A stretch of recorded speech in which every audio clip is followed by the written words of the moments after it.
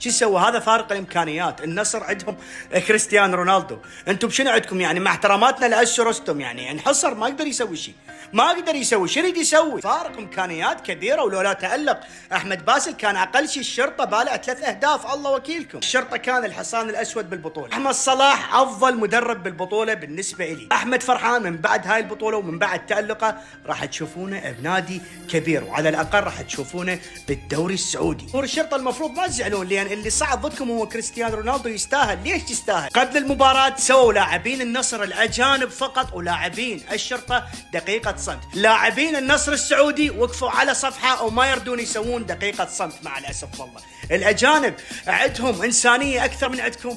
هذا كريستيانو رونالدو يقول للجمهور وقفوا احتفالات لان عندنا دقيقه صمت احتراما للاعب الشرطه فيصل، لان ابوه متوفي قبل كم يوم. هاي هي الانسانيه الافضل بالتاريخ، لا يقارن باي احد.